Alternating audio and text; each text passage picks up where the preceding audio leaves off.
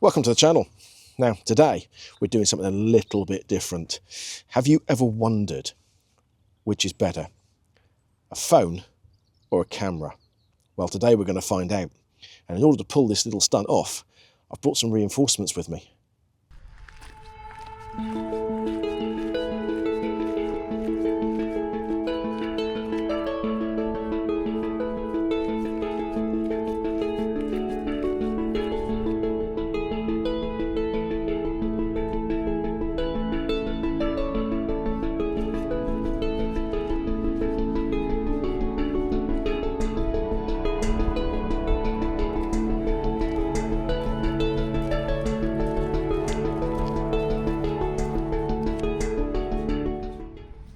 So I'm joined here today by my friend and fellow photographer, Mr. Andy Green.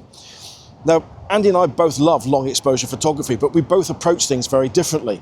While I shoot with my Canon EOS R that you've seen on this channel and all the shiny bits and pieces that go with it, Andy shoots exclusively with an iPhone. And we thought today we would come out here to the beautiful Dollar Cove down on the Lizard Peninsula to show you that the best camera available to you is the one that you've probably already got in your pocket. So we're just past high tide, and I don't know how well you can see it, but there is definitely a bit of surf happening out there. You can see Andy just over my shoulder. So we're waiting for the tide to recede, and while we're waiting for that tide to recede, Andy and I are going to have a little chat about his gear, his setup, and how he actually got into doing all this in the first place.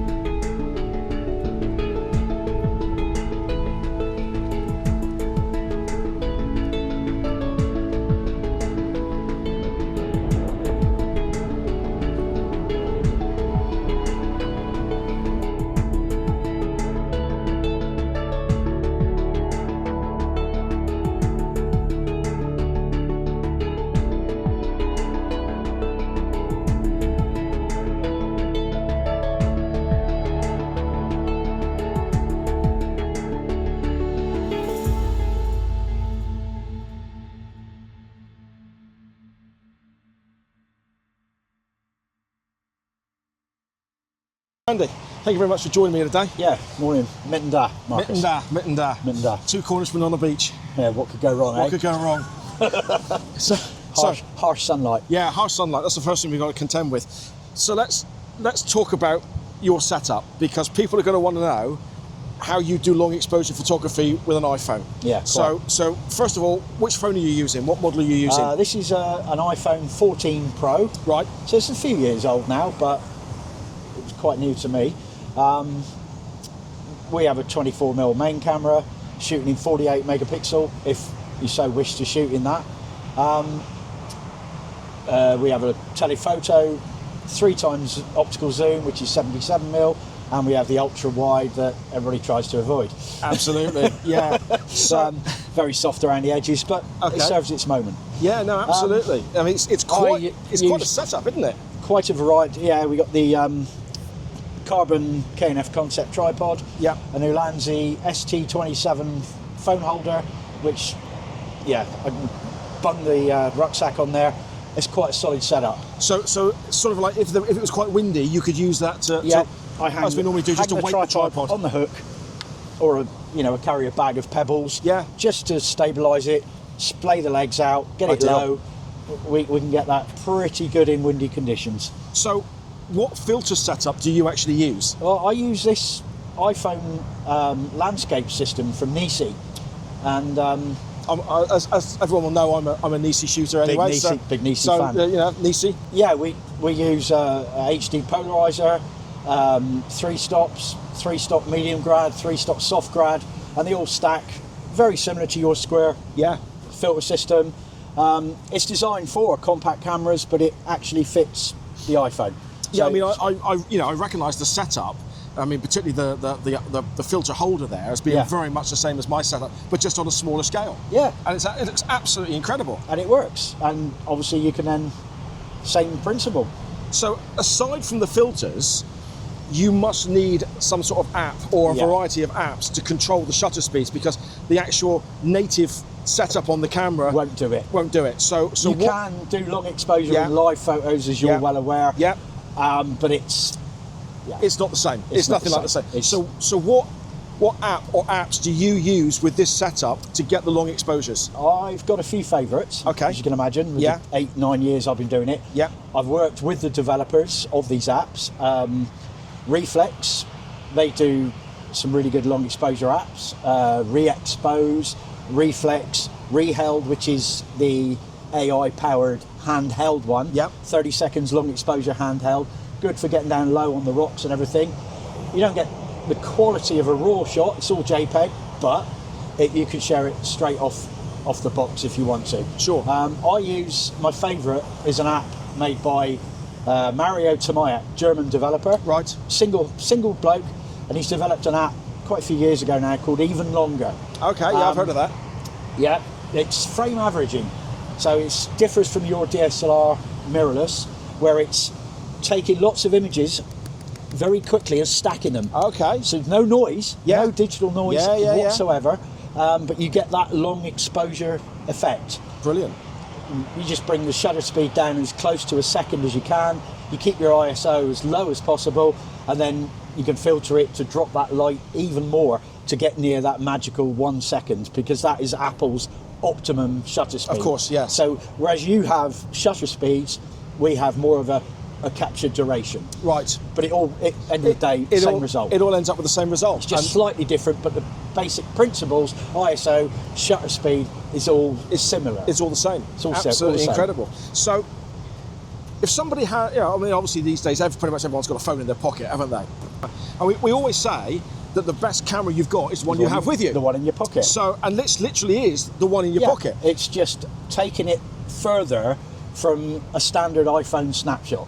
So, whereas point and shoot, everybody takes their phone out and goes, of course they do, that's a nice composition, click. Of course they do. It's taken in JPEG, it's sharpened, and the highlights are reduced, and it's all done in-house, and you share it straight out, but it looks like a mobile picture. So if somebody watching this with their mobile phone thought, I want to give this a try, how would you recommend they start? What would you recommend as like a first app or a filter holder? Or slow shutter cam. Slow shutter cam is one of the best to learn with. That's what I learned with. Okay. On an iPhone 7. iPhone 7, blimey. So that's going back. It's going back. But slow shutter cam has been around lots of years. It's regularly developed. It won't shoot in RAW, but it will shoot in PNG. Okay. It's quite close to digital negative, and it'll also shoot in TIFF, which is massive files. Yeah, they are. And you can edit the beef out of them. Yeah. What I'll do is in the description below, I will put the link to Slow Shutter Cam, so anyone looking to get started with this can go in there, click that link and find the app. The apps that I use are sort of chargeable. You haven't got to pay a yearly subscription. They're a one-time payment. They're a one-off payment, yeah. Lifetime use then, all your updates free, but you have to purchase. Obviously, working with developers, I got some good deals at the time. It's fair enough, But Slow Shutter Cam, again, I think it's a couple of £2 or £3, $2.99, something like that. It was last time I looked. And that's a good app to get started with. The filters obviously just kill that light a little bit more. Well, absolutely. I mean, as a NiSi shooter myself, I wouldn't... Today, it's going to be a challenge for me. This is going to be quite a challenge for me as well, because we've got, the blown out highlights out here. We've got a lot of foam. Andy and I were both saying just now that we've never actually seen so much foam on this beach. And neither one of us are used to shooting long exposures with foam. So never. It's going to be quite entertaining, this one, I think. So... but I think this is an incredible setup, and it's compact and it's lightweight. I mean, that alone doesn't come to anything like the weight of my tripod, let alone my camera. It's great, isn't it? Yeah, it's absolutely. I mean, where is my tripod? I mean, look, that's the weight of my tripod. Look, just on its own. So it's absolutely incredible, and it does go to prove that photography is accessible to anybody, no matter what their budget. What have we got That there? one there is an HD polarizer. All right, let's have a look at that. So, I don't know how well you guys can see this. You might be able to see it. We've got a HD polarizer there, look. Otherwise known as a CPL. Yeah. So that is, and you can see how thin that is. That just takes reflections and glare off water. Sometimes, Yeah. I will just use that if I'm in the rivers, in the woodlands. Well, will- I quite regularly tell people about the circular polarizer that I'm using. Yeah. So they are familiar with what a polarizer is. If I flip this around, I don't know how turn- much turn- you're going to see. Turn that around. I mean, we can always bring that a little bit closer if we need to. So, HD polarizer always goes in the back, Yeah. into the back berth. Yeah, that's right. So that's instantly created a lovely, lovely screen. And then, except I've got it in the wrong one, of course. Right, so there's the CPL in. And then, obviously, dependent on conditions, I can go right up to... They see immediately how it's brought out the blue in that sky. Yeah, it's... I think they did say that is similar to the circular true colour. Yeah, yeah. It does look very lovely. similar, I must admit. And there we are, ND1000. And that is, I mean, you look through that, you know what 10 stops 10 stop. like. So yeah, so there we go. So I mean, look, you guys can see just how small that actually is. That's the 10 stop filter for this kit. And there you go, look, on the front, there's the NiSi label. So yeah, absolutely incredible. But my absolute favourite, and this is the filter swap over, this is my 3-stop Oh, look at soft that. GND. Yeah, you can see that. Take it up and show them. There you go, look, there's that graduated neutral density filter, so you can see how it goes from dark through to clear.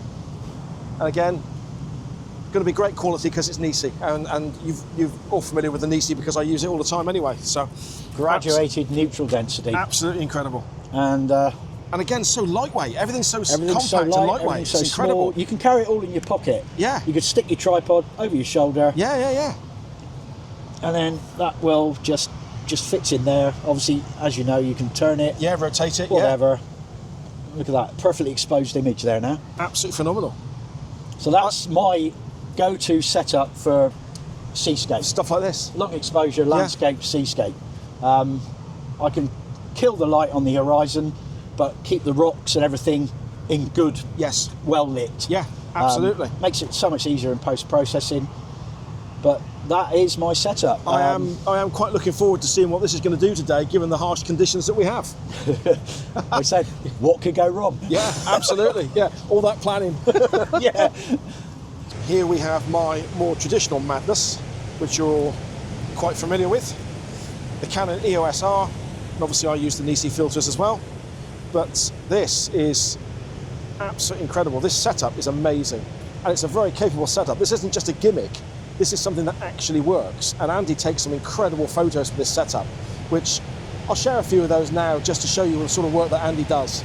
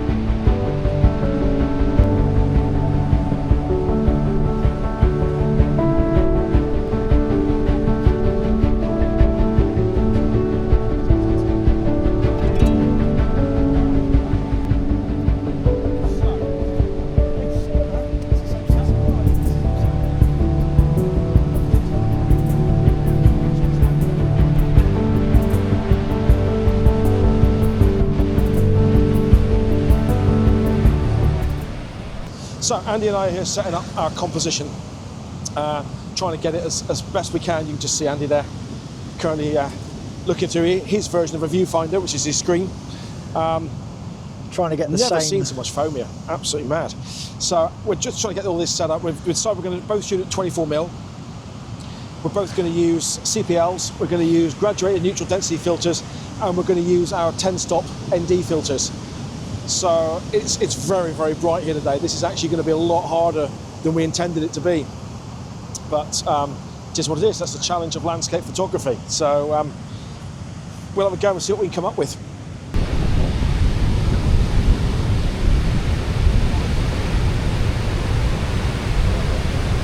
This is my image, shot here at Dollar Cove as the tide pulled back and the rocks began to reveal themselves. I'm using my Canon EOS R, locked firmly down on my tripod, ISO 50, f11 and a full 30 seconds of exposure. In front of the lens I've got my NiSi True Color circular polarizer to tame the glare, my 3-stop medium graduated neutral density filter to balance the sky, and my 10-stop neutral density to slow the sea into something softer, quieter, more intentional. This is the traditional long exposure approach, layers of glass, careful control and patience, waiting for the moment when the water, the light and the land all agree to work together. And this was shot right next to me. No mirrorless camera, no interchangeable lenses. This is Andy's image, captured on an iPhone 14 Pro. Using the Even Longer app, Andy recorded 513 individual frames over 30 seconds, blending them into a single long exposure. The phone was set to 24mm, shooting at around f1.78, ISO 50, with a base shutter of 1/2000th of a second. In front of the lens, the same philosophy, a NiSi polarizer and a 6-stop neutral density. Different tool, but the same understanding of light, movement and timing.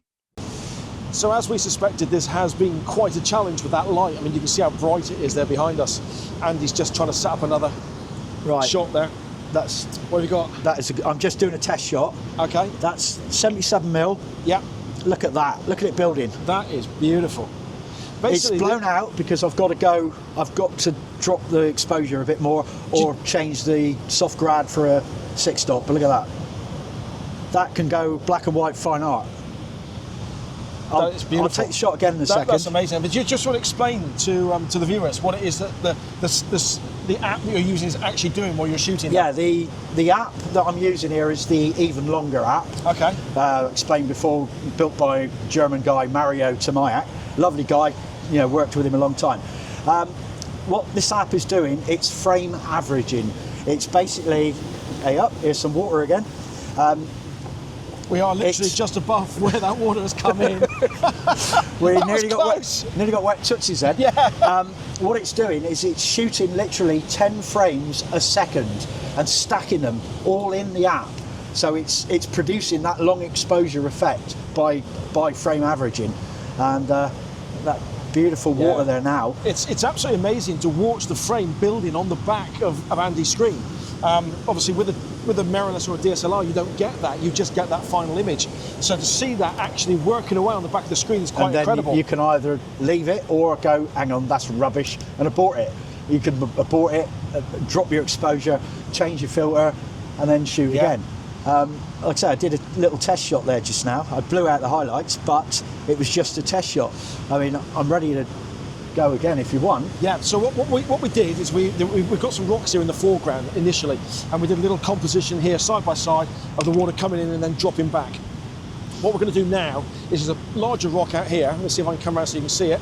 There's that bigger rock. So what we're going to do is we're going to zoom in on that bigger rock at about 70, 77, 75 mil, something like that. And we're going to take some long exposure images of that one, which again will be popping up on the screen so you can compare them side by side. It is challenging out here today, it is challenging conditions. It's not the easiest thing to be filming the video, let alone take your photos. So hopefully this is all going to come out okay. So we're going to take these photos and then we'll pop those up on the screen to take a look at. So we've decided that this 75, 77 mil one that we've just done, we're going to process those as black and white images. So we'll pop those up on harsh light, go black and white. Absolutely. So we're going to process these as black and white images. So we were doing some 30-second exposure, then we went to some 60-second exposures, and now we've dropped back to 2-second exposures, and the 2-second is looking really, really nice. So Andy and I have both got a 2-second delay on here, and we're just going to wait for this one a moment, and I think we're going to grab another shot just as this begins to drop away again. So, you ready, Andy? Yeah, when you are. Right, hang on, because that one's going to come across now. There we go. These 2-second shots are looking really, really nice. Absolutely stunning. So anyway, all the images we've just shot, that's amazing. That's absolutely incredible. That's going to look fantastic in black and white. So we're going to pop all of those images up on the screen now for you to take a look at.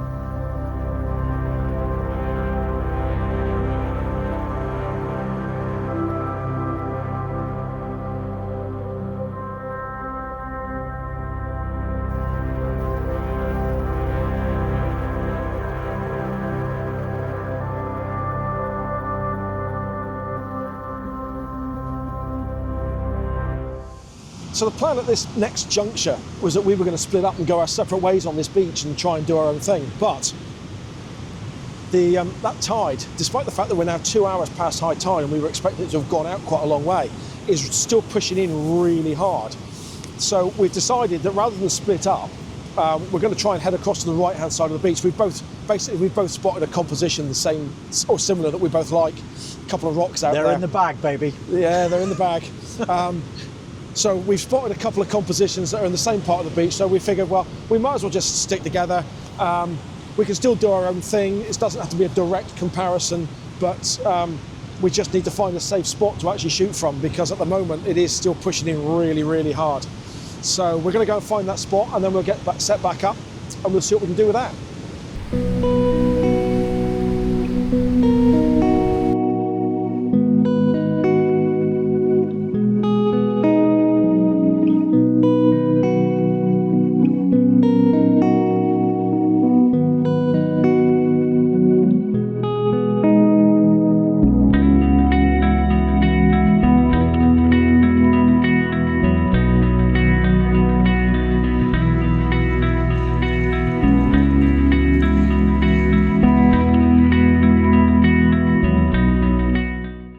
So I am shooting these rocks that you can see just here with a 10-second exposure at the moment. Andy's actually just gone around the corner. He's shooting the same rocks, but from a different perspective, different angle, different composition. So I may go and check that out in a minute. The light's changing a bit now. We've got some cloud coming over. But honestly, I've never seen it like this out here. I've never seen this, the swell pushing in like this so long after high tide. It's absolutely incredible. So my current setup, obviously I've got the EOS R set up. I am shooting with the CPL on there, the True Color CPL. I've got my 3-stop medium graduated unusual density filter in there just to balance that sky, and I'm using my 10-stop ND, and I'm shooting with a 10-second exposure, which is just making all of this out here look really nice and milky. Now I suspect that these are going to be black and white edits because there is colour there, but I just think sometimes with these long exposures that they actually look better as a fine art black and white. So that's what I'm going to be trying to do. I don't know if you can see him or not. Andy's just back there on that rock. Can you see him? Just in there, clambering away. So Morwenna's around there filming him. I don't know if you realise that Morwenna is actually here helping today. So if Andy does fall over, which I hope he doesn't, but if he does, Morwenna's prime place to get that video and maybe 250 quid from you being framed. We'll wait and see.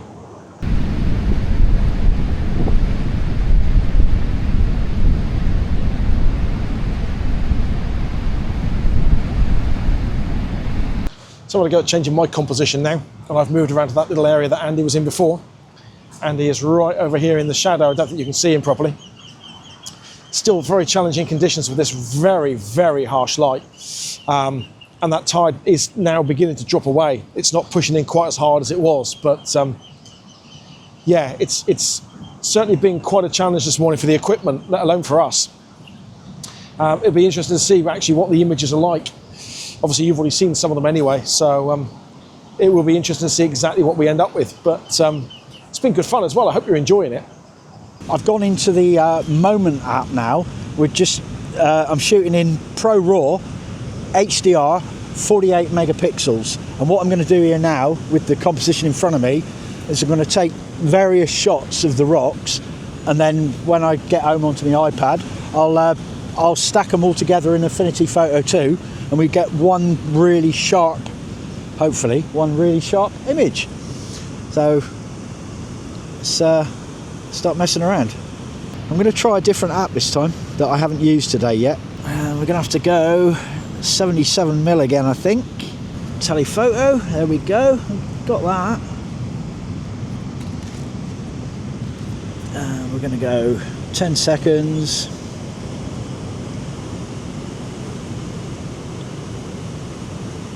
ISO I'm going to drop as low as possible. Set the focus on the furthest rock, make sure that's solid, and hit it. That ain't bad considering the conditions. See it? Oh yeah, yeah, I can see it. It's looking nice. I think that was a minute, that one. Bloody hell. But I had to put the rucksack on there to keep it still. Jeez, man, it's so bright. It's a lot brighter than me. Oh, look at that. Where's my clicker?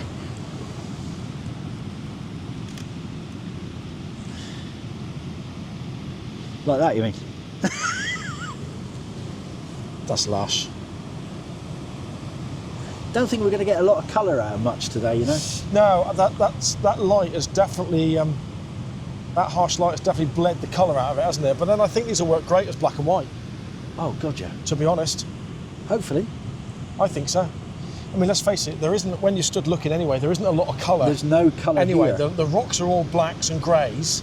When you're shooting a normal beach, yeah, you've got a lot of different colour rocks, yeah, and you know, these are being hammered by the Atlantic all the time. I mean, what we've got here is the light, the texture, and that there's movement. Definitely texture yeah, on those there's rocks. definitely, but the movement of this water, I've never seen anything like this. The way this keeps surging is absolutely incredible. Once you bring that into Lightroom with the texture and clarity, yeah, those rocks are going to look amazing, especially with the wet absolutely. look.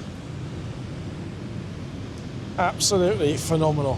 What setting are you currently on then, Andy? We're currently on ISO 21, which has been picked by the app. Shutter at 1/8 of a second. Exposure compensation 2 stops, 1 stop under. So we're about 7 stops with a 6-stop ND. Okay. It's interesting what you say about the ISO there, because I've actually had to bump this to ISO 800. It's mad, isn't it? Yeah, just to get what the light that I want in there, I've had to bump that to ISO, but then I have still got... I mean, I can crank my ISO, what are you on? 800? 800, yeah. If I go 800, look. Yeah, blown right out. Blown right out. But then I have still got my 10-stop in there. I'm only on 6. Yeah, that's the difference. But that light is so harsh. It's automatically brought it back down to 21. Yeah. And that's what the app deems Yeah. with the filters I'm using. If I go take my exposure compensation back to 0, it's still pretty good. Sky's blown out, but there's not a lot of features here at the moment. Not really, no. Here we go. Look, we're going to get another surge coming in a second, I think. I'm just going to drop another stop under again, which takes me back. Here we go. Let's take that shot. Oh, it's lush. Yeah. It's looking really nice. I can't wait to see the final images. It's going to be good. It's going to be good. It's, you know, they're going to be closer than a lot of people will imagine. For yeah, and this is the thing. £2,500–3,000 camera. What I want people to take away from this is that it's not a competition between the mirrorless camera and the iPhone. It's actually a comparison of how good the images are. Yeah, from a phone when you put it alongside a full-frame mirrorless camera. Yeah, how, you know, I said I'm on an iPhone 14 Pro. Yeah. So we're now, what are we, iPhone 17 now? 17's the latest one, yeah. All 3 cameras are 48 megapixel. Yeah. You know, but again, doing the long exposure, I'm only shooting in 12 megapixel Bayer RAW, and it works. It works because of that stacking. I find that fascinating to watch that stacking, to watch it build. As that image builds on the back of the screen. Yeah. And though it's only 12 megapixel, you are getting so much detail in there. It's insane. It's phenomenal. Just going to go again, just check where there's water there. So I'm just going to. There's definitely water there, mate. There's loads of it. There's loads of it. There's a bit more coming in again in a minute. Like I said, 2 Cornishmen on a rocky beach. I know. What could go wrong? Look at that building. That's what you were saying about. Yeah, that's it, exactly. Just to watch that layering as it builds the image is incredible. I've moved that up to 15 seconds now. Yeah. And once you pull that in Lightroom and you start pixel peeping, those rocks in the foreground will be really sharp. Yes. I know the light is awkward, to say the least. I mean, in fairness, I wouldn't normally come out and shoot on a day like this with this light. Me neither. But when you look at the weather forecast ahead, although by the time you're watching this video, that will be in the past. So. Oh yeah, we'll be covered in snow. It will covered in snow. Yeah. Oh bloody hell! Trying to see what's coming in, ready to operate it down here. No, I know. That's why I've gone back to the sunglasses. And then I can't see. I can see out there though, so that's better. Vital piece of equipment for landscape photographers in this kind of light. You've got to have sunglasses. The other vital piece of equipment I'm missing is my coffee cup's empty. At least you brought one with you. I didn't even do that. Yeah, I did. I thought, oh, got my travel cup. I must make use of that. Because I had visions of you coming, you know, with a flask and a sandwich box and... You should be so lucky. Well, at least a Mackey's. Oh, that's flat. It's just gone flat all of a sudden, isn't it? It's like someone We had that switches it one off. big one that really... Well, hang on a minute. Look. See this coming in behind again now, look. That's going to surge. My big Cornish gob, didn't I? You did, yeah. Oh, yeah. There we go. Could have got one of Mother's pasties in there then. Sideways. Sideways. And a plate. So tempting to move forward. It is, but I know what's going to happen. I know what's going to happen. Yeah. Well, if you want to move forward, I'll set the camera up to film. Yeah. So we can see you get wet. Yeah. Yeah? You'd love that. Yeah, I would. As long as my feet are dry, I'm all right. In the end, we didn't wander off in different directions.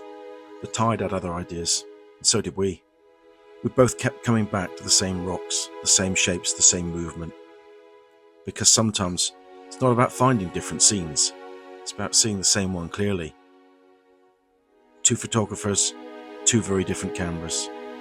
But the process, the intent, the patience, exactly the same. And that's the point. You don't need the most expensive kit to create meaningful images. You need curiosity, a willingness to slow down, and the confidence to start with what you already have.